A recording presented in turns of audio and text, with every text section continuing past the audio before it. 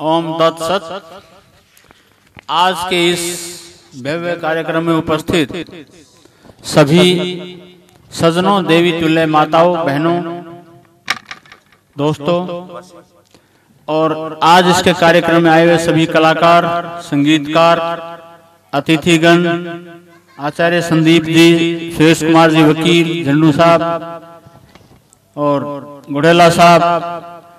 वैसे तो समय का अतिक्रमण न करते हुए मैं समझता हूं कि जो भी जगपाल जी ने सभी की विस्तार से सबकी परिचय दे दिया है, कैमरामैन रोशन डाटा सबका परिचय दिया है, क्योंकि मुझे 30 मिनट का समय दिया है। मैं उसमें जो मेरा अनुभव है मैं आपको उसमें शेयर करना चाहता हूं, बांटना चाहता हूं।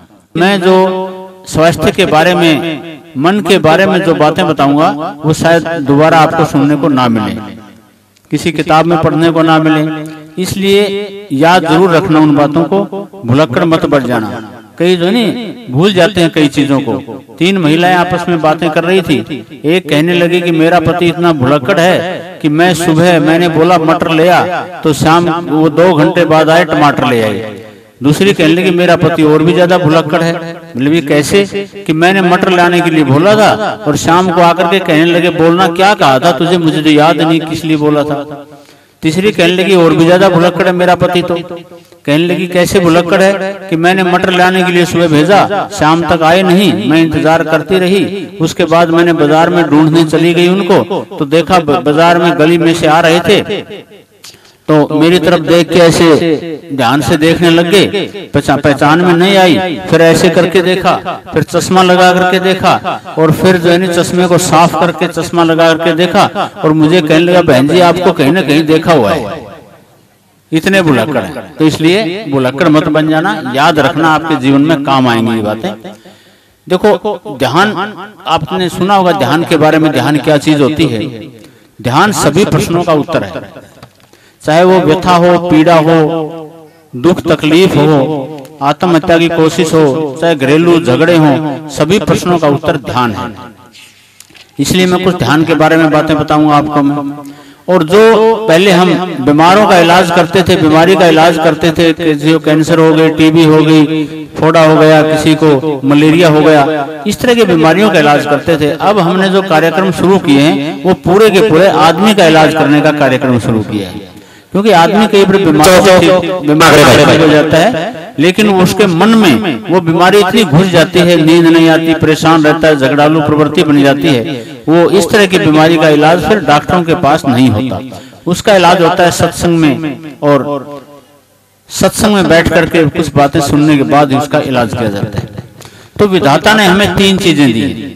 विधाता ने हमें 3 पन्ने की एक ऐसी किताब दी है। वो क्या है? सबसे पहला पन्ना है जीवन, दूसरा पन्ना है, सबसे पहला पन्ना है जन्म, जन्म होता है आदमी का, उसके दूसरा पन्ना है जीवन और तीसरा पन्ना है मरण। पहला पन्ना विधाता ने अपने हाथ में रखा है। जन्म होना है, होता है, और हर व्यक्ति जो पैदा होता है, हमने डॉक्टर हूं मैं, हमारे आचार्य संदीप जी बैठे हैं बीच में, और मैंने करीब करीब अब तक कई हजार ऐसे बच्चे पैदा करवाए हैं ऑपरेशन से या बिना ऑपरेशन से। तो बच्चा जो पैदा होता है वो एक शुद्ध सात्विक आत्मा के दृष्टि से पैदा होता है। उसको पैदा होते बच्चे को कोई ये नहीं पहचान सकता ये किस जाति का है, ये बच्चा किस धर्म का है, ये बच्चा क्या कितना ज्ञान है, ये बच्चा कैसा है, कोई नहीं पहचान सकता। विधाता ने अपने हाथ में रखा है। विधाता 9 महीने में जब बच्चा पेट में होता है उसके हाथ बनाता है, पैर बनाता है, उसकी आंखें बनाता है। कितना गजब का कारीगर है ये विधाता। आंखें, कान, नाक, कितने शरीर के अंग वो विकसित होते हैं माँ के पेट के अंदर, और फिर बच्चा पैदा होता है। बच्चा पैदा होता है, उसके पैर भी होते हैं, हाथ भी होते हैं, आंख भी होते हैं, कान भी होते हैं, सब कुछ होता है। और पैदा होने के बाद फिर जीवन शुरू होता है। विधाता ने जन्म को अपने हाथ में लिया हुआ है। वो कैसा पैदा होता है वो विधाता ने अपने हाथ में लिखा है। हम किसी को चाहे ये गोरा होना चाहिए पैदा, कोई हमारे हाथ में नहीं है। ये काला होना चाहिए, हमारे हाथ में नहीं है। ये सुंदर होना चाहिए, हमारे हाथ में नहीं है। ये बड़ा होना चाहिए, ठिकना होना चाहिए, लंबा होना चाहिए। उसके हाथ पैर कैसे होने चाहिए, उसके हाथ पैर 2 होने चाहिए, 4 होने चाहिए। कान कैसे हो, उसकी नाक बड़ी हो छोटी हो, उसकी आंख बड़ी हो छोटी, हमारे हाथ में नहीं है। विधाता अपने ढंग से बनाता है। थोड़ा बहुत कोई अपंग भी पैदा हो जाता है तो भी उसको हम विधाता की गलती नहीं कह सकते। कहते हैं कि जो कभी गलती ना करे उसको भगवान कहते हैं। चाहे वो गलती हो भी जाए, कोई अपंग हो जाए, तो ये कहते हैं भगवान की मर्जी थी, विधाता की मर्जी थी। तो कभी गलती ना करे उसको भगवान कहते हैं। जो गलती करके पछताए उसको इंसान कहते हैं, और जो गलती करके मुकर जाए उसको हैवान कहते हैं। जो गलती पर गलती करे उसको शैतान कहते हैं, और जो गलती की सीमा पार कर जाए उसको पाकिस्तान कहते हैं, और जो गलती करने वाले को माफ कर दे उसको हिंदुस्तान कहते हैं। तो उसको गलती नहीं मानी जाती परमात्मा की, विधाता की। ठीक है, जन्म हो गया, हमारे सारे अंग प्रत्यंग तैयार हो गए, फिर बच्चा पैदा होता है, उसके संस्कार निर्मित होते हैं। संस्कार निर्मित करने में माँ बाप का बहुत अहम भूमिका होती है, अध्यापकों की होती है, गुरुओं की होती है। उसके बाद जो जिंदगी है, जो जीवन है, वो हमारे हाथ में है। वो परमात्मा ने अपने हाथ में नहीं लिया है, वो सब कुछ हमारे हाथ में है। हम इन्हीं पैरों से मंदिर में आ सकते हैं। हम इन्हीं पैरों से आज आपने परमात्मा ने, विधाता ने दिया, आप मंदिर में आए हो। आप मंदिर में, वाल्मीकि मंदिर में आए हो। इन्हीं पैरों से आप मंदिरालय में जा सकते हैं। मंदिर और मंदिरालय की देखो राशि एक ही है। इन्हीं हाथों से आप दान कर सकते हो, इन्हीं हाथों से किसी को थप्पड़ मार सकते हो। वो आपके ऊपर निर्भर करता है। इसी जबान से जो परमात्मा ने, विधाता ने जो जबान बनाई, सबकी बराबर बनाई है। इसी जबान से किसी को प्यारे शब्द बोल सकते हो, जिससे वो अनुग्रहित हो जाएगा, आव भाव से भर जाएगा। इसी जबान से कड़वे शब्द बोल सकते हो। घर में लड़ाई झगड़े होते हैं, 90% लड़ाई झगड़े, परेशानियां, फसाद सारे जबान से होते हैं, बात से शुरू होते हैं। हमारे पास लोग रोज आते हैं, लोग लड़के आते हैं, पति पत्नी लड़ते हैं, माँ बाप सब लड़ते हैं, आपस में बेटा बाप लड़ते हैं। तो हम जब पूछते हैं तो पाया जाता है कि जबान से हुई है सारी बातें। घर में बहू है, खाना बना रही है, रोटी जल गई, सास उसको ये कह देगी बेटा ध्यान से रोटी बना, कभी तेरी उंगली ना जल जाए। तो वो अपनी सास के प्रति अच्छा भाव प्रकट करेगी, मेरी सास ने देखो मेरी उंगली का भी ध्यान रखा है, रोटी का भी ध्यान रखा है। और एक उसकी सास ये कह दे कमबख्त तेरी माँ बाप ने खाक सिखाया, रोटी जला दी तूने, वो फिर बहू रानी नहीं रहेगी, वो झांसी की रानी बन जाएगी। उसके प्रति घृणा पैदा हो जाएगी। तभी तो झगड़े होते हैं। कोई बाजार में मिल गया कोई आदमी और उसको उसके लड़का मिल जाए दूसरे दिन, वो यूं कह दे कि तेरे पूज्य पिताजी मिले थे मुझे कल बाजार में, भैया तेरे पूज्य पिताजी मिले थे, वो अवभाव से भर जाएगा और कहेगा देखो मेरे पिताजी को पूज्य कहता है, बड़ा अच्छा आदमी है, अच्छा लगेगा उसको। अरे एक यूं कह दे उसको तेरी माँ का कसम मिला था मैंने परसों, बात तो एक ही है तो उसकी माँ का कसम उसका पिताजी, लेकिन वो जूता निकाल के तैयार हो जाएगा कि मेरे पिताजी को मेरी माँ का कसम कहता है। ये 26 वर्णमाला में 26 अक्षर हैं। इन 26 अक्षरों को कैसे घुमा लो फिरा लो बराबर है। ये सिर्फ परमात्मा ने हमारे हाथ में दिया है। हम उनको किस तरह से तोड़ मरोड़ के बातें करते हैं, किस तरह से हम काम लेते हैं। इन्हीं आंखों से तुम किसी को तिरछी नजर से देख सकते हो, इन्हीं आंखों से सीधी नजर से देख सकते हो। कानों से आप आज कान तो देखो आपके ही हैं, इन्हीं कानों से सुनने के लिए, संगीत सुनने के लिए आए हो आप। कितना मधुर संगीत, संगीतज्ञ जो आपके बीच में बैठे उनका संगीत सुनने के लिए आए हो। और इन्हीं कानों से आप कोई पता नहीं गलत बातें सुनने के लिए भी जा सकते हो। इन्हीं तो परमात्मा ने, विधाता ने सब कुछ हमारे हाथ में दिए है। आंख, नाक, कान, इनको कैसे आप इस्तेमाल करोगे वो विधाता ने अपने हाथ में नहीं लिया, आपके हाथ में दिया है। आप में अगर ज्ञान है, सत्संग में जाते हो आप रोज, तो 3 तरह के लोग होते हैं। तो सात्विक प्रवृत्ति के लोग, एक तामसी प्रवृत्ति के, राजसी प्रवृत्ति के। सात्विक प्रवृत्ति के लोग जब भी उनको खाली समय मिलता है वो जो सत्संग में, भजन में, कीर्तन में अपना समय बिताते हैं, अच्छे कामों में समय बिताते हैं। और जो तामसी प्रवृत्ति के लोग होते हैं वो अपना समय शराब घरों में, जुआ घरों में, लड़ाई झगड़ों में, दरवाजे के सामने बैठ जाएंगे, दूसरों की बुराई करने में, चर्चा चुगली करने में बिताते हैं अपना समय, दूसरों के प्रति क्रोध में बिताते हैं। तो इसलिए आपको दिया है जीवन जो जीना है, जीवन जीने की कला सिखाई जाती है सत्संगों में। आप सत्संग में जाएंगे, कहीं प्रवचन सुनेंगे तो आपको जीवन जीने की कला सिखाई जाती है, कैसे जीवन जीते हैं। देखो ये संगीतकार संगीत बजा रहे हैं, आपको कितना अच्छा लग रहा था, आपकी गर्दन अपने आप हिल रही थी। हारमोनियम बजा रहा था, कोई यामा बजा रहा है, कोई गिटार बजा रहा है, तो कितनी अच्छी लग रही थी कि उनको बजाना आता है इसलिए आपको अच्छी लग रही थी। अगर बजाना नहीं आता तो आप क्या कहेंगे, शोर क्यों करते हो, चुप करो, बंद करो इसको, आवाज को, ऐसे कहोगे ना। ठीक उसी प्रकार से हमारा जीवन है, जिसको जीवन जीने की कला आती है वो इसी जीवन में से प्रसाद, खुशियां, प्यार, प्रेम निकाल लेता है, अपने घर को स्वर्ग बना लेता है। और जिसको जीवन जीने की कला नहीं आती, जैसे अगर किसी को बाजा बजाना नहीं आता तो कर्कश आवाजें निकलती हैं, जिसको जीवन जीने की कला नहीं आती वो इसी जीवन में से विषाद, लड़ाई झगड़े, परेशानियां, घरेलू झगड़े, आत्महत्याएं, हत्याएं वो निकाल लेता है। इसलिए जीवन जीने की कला सत्संगों में सिखाई जाती है, और अच्छे कामों में अब जाओगे तो आपको जीवन जीने की कला सीखने का मौका मिलेगा। क्रोध से बचना है तो आपको सत्संग के सिवाय। एक बार मेरे पास एक लड़का आया, कहने लगा डॉक्टर साहब मेरा पिताजी बड़ा क्रोध में रहता है, और क्रोध में पता नहीं क्या क्या बकता रहता है, इतना गुस्सा आता है कि मुझे भी ऐसा गुस्सा आता है कि पिताजी को मैं भी बोलूं कुछ गलत। तो मैंने कहा भैया एक काम कर, अभी कोई 15-20 दिन पहले की बात है, तू मोबाइल तो तुम्हारे पास है, जब तेरा पिताजी गुस्से में हो तो तुम उसकी आवाज रिकॉर्ड कर लेना, बस मोबाइल ऑन करके उसके बस जेब में रख लेना चाहिए, उसको दिखे ना, आवाज रिकॉर्ड करके दूसरे दिन उसको सुनाना। वो मेरे पास दूसरे दिन कहने लगे डॉक्टर साहब पहले तो आप सुनो आवाज सारी, या क्या क्या कह रहे हैं। उसका पिताजी गुस्से में उसको पता क्या कहता है, कम वक्त की औलाद, गधे के बच्चे, उल्लू के पट्टे, तो समय पे तेरे से उठा नहीं जाता, आराम के पिल्ले, ऐसे बोलने लगे। तो मैंने कहा भाई बात सुन, कम वक्त की औलाद, कम वक्त कौन होया, तेरा पिताजी। गधे की औलाद, तुझे कहता है तू औलाद है, गधा कौन होया, तेरा पिताजी। और आराम का पिल्ला, आराम कौन होया, तेरा पिताजी। तू तो वैसे ही नाराज हो रहा, गाली तो खुद अपने आप को देने लग रहा है। गुस्से में आदमी जो नहीं ऊट पटांग बोलता है, पता नहीं क्या क्या बोल देगा, उसको काबू नहीं रहता। इसलिए जबान अगर काबू नहीं है तो घर में लड़ाई झगड़े होते हैं।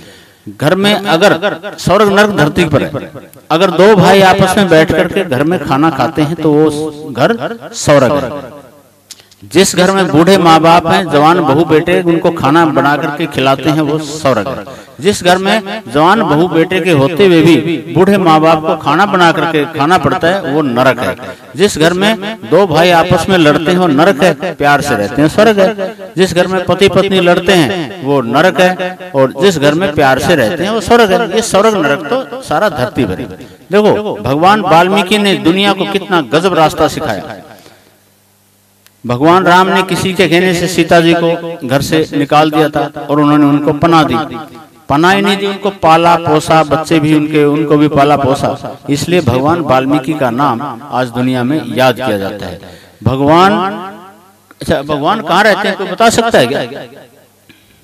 कोई हाथ खड़ा करके कहाँ रहते हैं भगवान, किसी को पता है? एक बार एक बच्चे ने, छोटा सा बच्चा था, तो वो उसके माँ बाप को देखता था भगवान की आराधना करते हुए कि मुझे ये चाहिए, मुझे ये चाहिए, पता नहीं क्या क्या मांग करता था। छोटा बच्चा था, मासूम बच्चा था। उसने सोचा भाई भगवान से बहुत कुछ मिलती हैं चीजें, क्यों ना मैं भी आज भगवान से कोई प्रार्थना करूं, ऐसी चीज ले लूं जो मुझे मिल जाए। उसने एक चिट्ठी लिखी भगवान को। चिट्ठी में क्या लिखा उसने, मिले परमात्मा जी, मिले परमात्मा लिख कर उस पर लिख दिया, हे परमात्मा जी मैं गरीब घर से बच्चा हूँ और मुझे कलम, दवात, तख्ती और कुछ किताबें चाहिए, कृपा करके 40 रुपए भेज दो, मैं उसमें से वो सामान ले लूंगा और मेरी पढ़ाई का काम चल जाएगा। वो पोस्ट ऑफिस में चिट्ठी उसने डाल दी। डाकिये ने चिट्ठी खोली, सब बैठे थे वहां डाक घर में। उन्होंने देखा भाई इसमें तो क्या लिखा, मिले परमात्मा जी, और कोई एड्रेस नहीं लिखा। भाई कमाल है, एड्रेस क्या लिख दिया इसने, खोल लो क्या लिखा है इसमें। उसने बड़े मार्मिक शब्दों में लिखा था, मुझे 40 रुपए की जरूरत है, कलम, दवात, स्याही वगैरह मैं खरीदूंगा, अगर आप भेज दो। भगवान आप सभी को देते हो सब कुछ, पता नहीं क्या क्या देते हो, उनकी मन्नतें पूरी करते हो, मुझे भी कुछ दे दो। तो उन्होंने बड़े दया ही उन्होंने कहने लगे ठीक है इस बच्चे को हम जोनी भेज देते हैं। 7 आदमी थे, 5-5 रुपए इकट्ठे करके उन्होंने 35 रुपए उसको मनी ऑर्डर भेज दिया।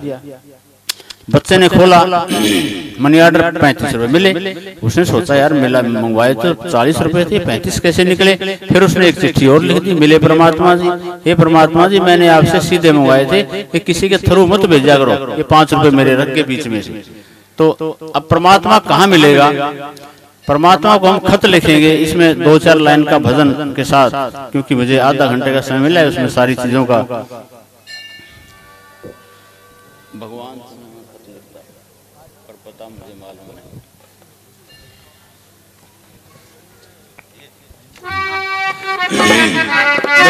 हम भगवान को खत लिखेंगे, लेकिन हमें पता नहीं वो रहता कहाँ है, लेकिन वो रहता है आपके दिल के अंदर, आपके घर में रहता है, आपके चारों तरफ रहता है। परमात्मा हमारे इतनी नजदीक है, इतनी नजदीक है, इतनी नजदीक हमारा सांस में नहीं।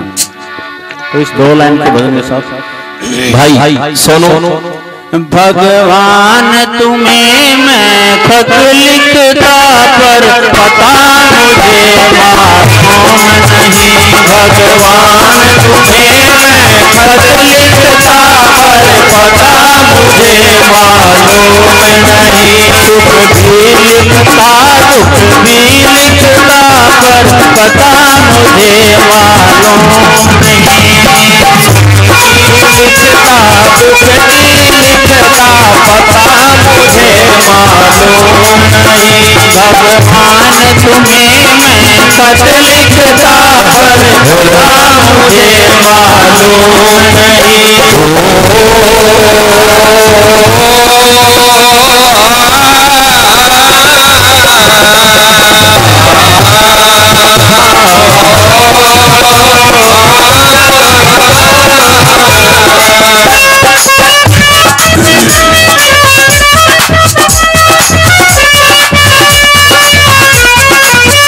सूरज से पूछा, चंदा से पूछा, पूछा टिम टिम तारों से। सूरज से पूछा, चंदा से पूछा, पूछा टिम टिम तारों से। सबने कहा अंबर में है पर पता हमें मालूम नहीं। सबने कहा अंबर में है पर पता हमें मालूम नहीं। भगवान तुम्हें मैं खत लिखता पर पता मुझे मालूम नहीं।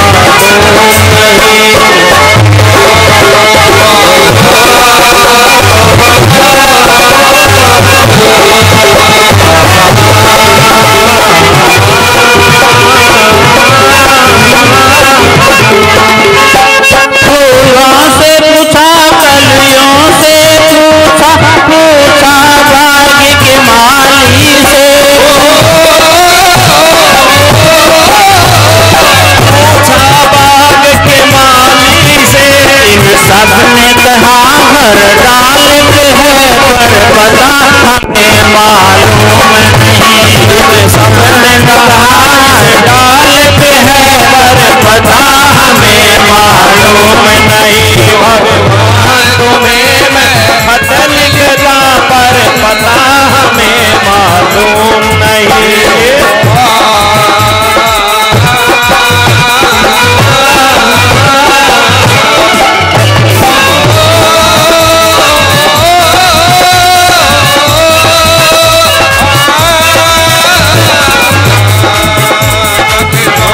तुम्हें मैं खत लिखता पर पता मुझे मालूम नहीं।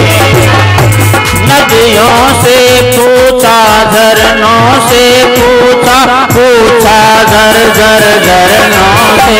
नदियों से पूछा, लहरों से पूछा, पूछा झर झर झरनों से। इन सब ने कहा सागर में है पर पता हमें मालूम। इन सब ने कहा सागर में है पर पता हमें मालूम नहीं। भगवान तुम्हें मैं खत लिखता पर पता मुझे मालूम नहीं।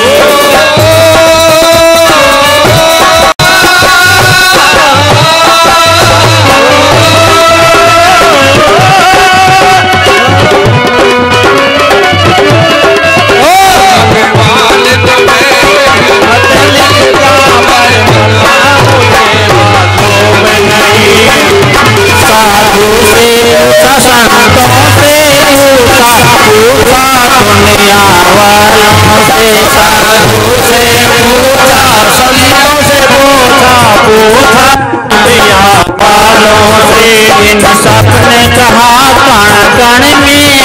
पर पता हमें मालूम नहीं। सबने कहा कण कण में है पर पता हमें मालूम नहीं। तुम्हें मैं खत लिखता पर पता मुझे मालूम नहीं। कुछ भी लिखता पर पता हमें मालूम नहीं। बोल सच्चे दरबार की। इसलिए देवियों सुनो, परमात्मा का पता जिसको लग गया उसका जीवन सुखी हो गया। परमात्मा हमारे इतनी करीब है, इतनी करीब हमारा सांस में नहीं है। घर में परमात्मा एक बार एक व्यक्ति, मेरी अभी 10 मिनट और बाकी, कहने लगा जी बहुत दिन हो गए आप तो मिले नहीं, आप जो नहीं घर आओ मेरे, मैं आपका चाय पान करता हूँ, आपका नेताओं का करते हैं, हम आपका भी करेंगे। घर बुलाया, खान पान उसने जलेबी लड्डू खूब बनवा दिए, पकवान शुरू कर दिए, पकवान बनवा दिए। तो परमात्मा ने कहा 5 बजे मैं तेरे घर आऊंगा। जब वह 5 बजे नहीं आया तो लोग मालाएं लिए खड़े थे, सब बोर हो गए कि झूठ बोलता है, परमात्मा ऐसे थोड़े आता है, तेने बका दिया हमारे सभी को। तो उसको बड़ी आत्मग्लानि हुई और वो बड़ा पछतावा हुआ, बड़ा नाराज हुआ। और दूसरे दिन फिर वही आकृति मिली। वो कहने लगे आप कौन हो? कहने लगे मैं तो परमात्मा हूँ। कहने लगे कल आपने झूठ बोली, इंसान तो झूठ बोलते हैं, आपने भी झूठ बोल दी परमात्मा होकर के, कल आप मेरे घर नहीं आए। तो उसने पता क्या कहा? बोला मैं तेरे घर था 5 बजे, ठीक 5 बजे तुम्हारे घर था। बोला कैसे? कि तेरे घर में बूढ़े माँ बाप 80-85 साल की उम्र है, खांसी आती है, बलगम आता है, तूने ये सोच करके उसकी खाट तूड़ी वाले कोठे में कर दी कि परमात्मा मेरे घर आएंगे, ये गंदगी ना फैला दे, और मैं कल का भूखा मरने लग रहा हूँ तूड़ी वाले कोठे में, मेरे को प्यास लगी हुई, पानी तक पिलाया नहीं। परमात्मा के रूप में तेरे पिताजी तेरे घर में थे, तू अगर नहीं पहचाने तो मैं आकर क्या करूँ?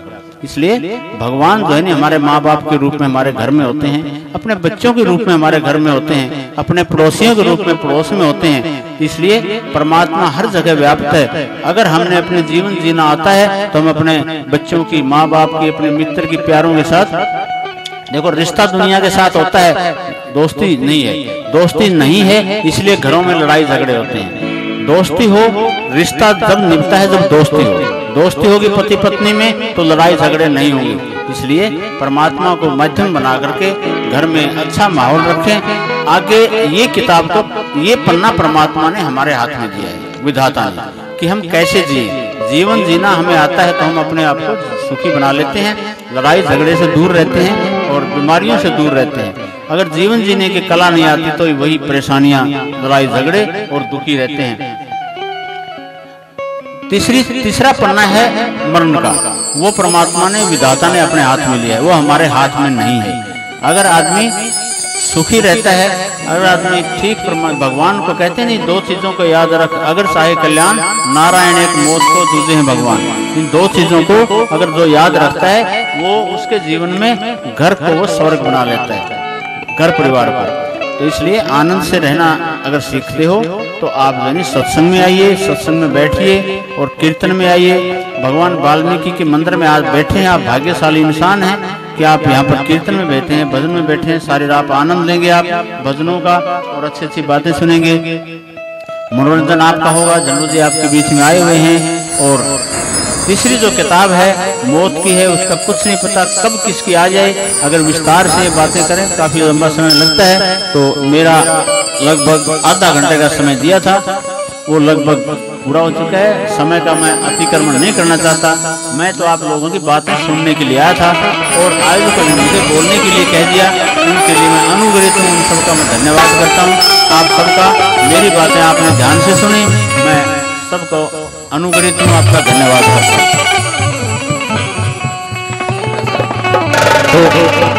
तो डॉक्टर अनंत राम जी बरवाला ने देखिए समय का अतिक्रमण नहीं किया। डॉक्टर साहब का बहुत बहुत धन्यवाद। तो डॉक्टर साहब ने बहुत अच्छा भजन सुनाया। क्या था सर वो? भगवान तुम्हें मैं खत लिखता। भाई मैं अगर आपको खत लिखूं तो आपका पता मुझे मालूम। देखिए डॉक्टर साहब ने, हमने एक मीटिंग की थी तो शुरू वाले दिन ही डॉक्टर साहब कहने लगे जगवाली आप सब मिलकर मनाएंगे इस त्योहार को। तो डॉक्टर साहब अपने नेक कमाई में से 11,000 रुपए का या मंदिर में इस कार्यक्रम को करने में सहयोग देते हैं। जोरदार तालियों से स्वागत। डॉक्टर साहब को 11,000 रुपए से डॉक्टर साहब ने सहयोग किया है क्योंकि ये बगैर सहयोग के जैसे साउंड है, इतने मास्टर आए हुए हैं, टेंट है, लाइट है, प्रसाद, तो इसमें डॉक्टर साहब ने 11,000 रुपए का योगदान यहाँ दिया। तो डॉक्टर साहब को बहुत बहुत धन्यवाद, बहुत बहुत धन्यवाद, क्योंकि डॉक्टर साहब तो हमारे जैसे कि इस मोहल्ले के परिवार के सदस्य के समान है। तो फिर धन्यवाद करते हुए डॉक्टर साहब का। तो देखिए एक और कितनी बड़ी उपलब्धि, हमारे मित्र हैं ये सुरेश कुमार वकील साहब है, ये दलाल गोद से है। मैंने इनके पास फोन किया कि दलाल साहब, वकील साहब आओ, प्रोग्राम है। देखिए 150 किलोमीटर से बहादुरगढ़ से चल के और यहाँ बाबा के दरबार में आए हैं। और हमारा भाई शायद 1 किला दूर से भी चल कर आए, एक बंदा बहादुरगढ़ से 150 किलोमीटर दूर से तेल फूंक करके, और दूसरी उपलब्धि इतनी दूर से आकर के 1100 रुपए का सहयोग यहाँ दे रहे हैं सत्संग में। तो हम उनका किस दिल से धन्यवाद करें। और यहाँ से बोले जब भी मेरे को यहाँ से समय से जैसे विदाई दे देना, सुबह जाएंगे कपूर की पहाड़ी, यहाँ से कम भी 200 किलोमीटर है। वहाँ कृष्णनाथ जी हैं, बहुत बड़े संत हैं, तो उनके ये बड़े अनुयायी हैं। तो सुबह यहाँ से सीधे कपूर की पहाड़ी जाएंगे। हम वकील साहब का बहुत बहुत धन्यवाद करते हुए सारे समाज की तरफ से, डॉक्टर अनंत राम जी की तरफ से, और एक मेरे परम मित्र मतलौडा गांव से अजमेर सिंह पूनिया, मेरे गुरु भाई हैं, महाराज फूलपुरी के शिष्य हैं ये, और मैं भी फूलपुरी जी का शिष्य हूँ। तो मेरे गुरु भाई भी यहाँ ये फोन पर कहने से आए, 500 रुपए से मान सम्मान करते हुए सारा इस प्रोग्राम में सहयोग करते हुए। तो मैं घोड़ेला साहब से निवेदन करूंगा कि आगे का जो भी सहयोग राशि आई है, तो अच्छा 2 मिनट में डॉक्टर साहब कोरोना के बारे में बताएंगे। 1100 रुपए पालन से हमारे भाई सहयोग राशि दे रहे हैं, 1100 रुपए, बहुत बहुत धन्यवाद। सतीश भादर हमारे छोटे भाई हैं, वो बैठे हमारे बीच में 500 रुपए का योगदान दे रहे हैं, बहुत बहुत धन्यवाद। देखिए इस सारे सहयोग से ये लाइटें वगैरह सारा सिस्टम हुआ है। तो 2 मिनट और बोनस में ले रहे हैं डॉक्टर अनंत राम जी बरवाला कोरोना के बारे में बताने के लिए। धन्यवाद। क्योंकि आधा घंटा होने में 3 मिनट बकाया थी मेरी। जी डॉक्टर साहब, 3 मिनट पहले मैं 2 मिनट और लेना चाहता हूँ जी। चिकित्सक होते हुए आजकल जो नहीं कोरोना का बड़ा भय फैला हुआ है। मैं ये कहूंगा कि महामारी नहीं है, भयमारी है। हाँ, आजकल जो नहीं भयमारी है, महामारी इतनी नहीं है, भयमारी है। क्योंकि जब से कोरोना का ये लॉकडाउन लगा था मार्च में, उस दिन से लगातार मैंने एक भी दिन किसी रोगी को बिना देखे नहीं रहा। ना मैंने ओपीडी बंद करी, ना मैंने किसी रोगी को देखना बंद किया, शुरू से ही आखिर तक। लेकिन इसके बारे में इतनी भय फैला दिया गया जनता के अंदर, इतना बुरी तरह से डर बैठा दिया गया। तो ये कोरोना का जो नहीं भय ज्यादा है, थोड़ा सा बचाव रखें। आप अगर सावधानी रखें तो इससे, देखो सावधानी से जुकाम से भी रखनी चाहिए। जुकाम के प्रति भी सावधानी नहीं रखेंगे तो जुकाम भी भयानक सिद्ध हो सकता है। किसी भी बीमारी के प्रति अब सावधानी नहीं रखेंगे। लेकिन कोरोना के बारे में कुछ तो नेताओं ने ज्यादा भय फैला दिया, वो आराम से ताकि बैठे रहें लोग, उनको तंग ना करें, कोई काम करवाने वाले ना आए, कोई धरने प्रदर्शन वगैरह ज्यादा ना हो, तो और ज्यादा इसको बढ़ावा दे दिया। तो इससे ज्यादा डरने की जरूरत नहीं है, थोड़ी सावधानी रखें। और आजकल जो नहीं कॉलर ट्यून सुनते हो ना आप, इसके ऊपर मोबाइल सुनते हुए, मैं किसी की भावनाओं की कदर करते हुए नाम नहीं लेना चाहता, अभिनेता का एक नाम आता है उसमें कि मास्क लगाओ, हाथ धो, पता नहीं क्या क्या हिदायतें देते हैं। 2 मिनट तक लगातार चलती रहती है। बेचारा किसी का अगर हमने कोई मरीज सीरियस होना और बुलाने लग जाए हमने, तो इतनी देर में तो मरीज ही मर जाए, इतने तो कॉलर टोन सुनते रहो। वो 2-3 मिनट तक चलती रहती है। और उस अभिनेता की कॉलर टोन है वो, जो खुद भी संक्रमित है कोरोना से, उसकी लुगाई भी कोरोना हो रहा है, उसके घर वालों का भी, बच्चों का, सबका कोरोना, और उसकी कॉलर टून बजाते हैं। कॉलर टून बजाएं तो कम से कम ऐसे डॉक्टर की बजाएं जो कोरोना का इलाज करता हो, या कॉलर टून कैसे ऐसे विद्वान की बनाएं। इस तरह हमारे बीच में सुरेश जी वकील हैं, ऐसे विद्वान की आवाज की कॉलर टून बनाएं जो लोगों को शिक्षा देता हो। कॉलर टून बजाएं तो बाबा साहब भीमराव अम्बेडकर जी की बुलाएं, जिन्होंने हमारे भारतीय समाज के ऊपर जाति पाति का बहुत बड़ा कलंक था, उसको धोने के लिए जिन्होंने सारी उम्र लगा दी थी, ऐसे व्यक्ति की कॉलर टून बजे, भगत सिंह की बजे, कोई लाल बहादुर शास्त्री जैसे की आवाज की बजे, प्रधानमंत्री की आवाज चले, ताकि प्रधानमंत्री देश का भला तो चाहता है कम से कम, लेकिन कॉलर टोन भी ये 2-2-3 मिनट तक ऐसी, देखो मैं ये कहूंगा कोई अतिशयोक्ति नहीं होगी कि ये बिना मतलब का टाइम खराब किया जा रहा है जनता का। 2-3 मिनट तक चलती रहेगी और कॉलर टोन एक अभिनेता की जिसका खुद भी कोरोना है और सारे परिवार को भी कोरोना है, तो कम से कम ऐसे डॉक्टर की, मैं तो ये कहूंगा एक डॉक्टर के अग्रवाल है जो कोरोना के बारे में काफी विस्तार से समझाता है लोगों को, उसकी वजह या ज्यादा से ज्यादा मैं ये कहूंगा मेरी कॉलर टून लगा दें कम से कम। मैं लगातार 7 महीने से एक भी मरीज मैंने बिना अटेंड किए नहीं छोड़ा, और एक ना कोरोना हुआ हमारे को खुद को। हमारे अस्पताल में जो है 10-12 लोगों को कोरोना पॉजिटिव हो गया था, वो सारे ठीक हो गए, और जितने भी रोगी संपर्क में आए लगभग सारे ठीक हो गए। हाँ, कोई ज्यादा बूढ़ा है, ज्यादा शुगर की बीमारी है, हार्ट अटैक की बीमारी है, ज्यादा मरने की नौबत है जिसको, वो कोरोना का बहाना बन जाता है। उसकी देखो जाना होता है एक न एक दिन संसार के अंदर से, तो कोरोना का बहाना बन जाता है। इसलिए डरने की जरूरत नहीं है, हिदायत रखें, थोड़ी सी तकलीफ हो तो उसी टाइम डॉक्टर की सलाह लें और समय पर इलाज करवा लें, तो कोरोना कोई भयानक या कोई खतरनाक बीमारी नहीं है। 1000 में से मुश्किल से 1-2 मरीज ही मतलब जान से हाथ धोता है, इसलिए डरने की जरूरत नहीं है कोरोना से। मास्क लगा करके रखें और हाथ धो करके रखें और अपने जीवन को सुरक्षित रखें। ये कोरोना के बारे में मैंने बताना था एक चिकित्सक होते हुए, तो ज्यादा डरने की जरूरत नहीं है, अपना काम धंधा करें, ज्यादा डरने की जरूरत नहीं है। और आजकल ये इलेक्शन चल रहे हैं, वहाँ कौन सोशल डिस्टेंसिंग रखते हैं, सारे गुत्थम गुत्थे एक दूसरे के पास रहते हैं, तो ये तो सिर्फ भय फैला दिया गया। भय मारी ज्यादा है, महामारी नहीं है इतनी, इसलिए कोरोना के बारे में बताना मैं जरूर समझता था। इन्हीं शब्दों के साथ आपका सबका बहुत बहुत धन्यवाद।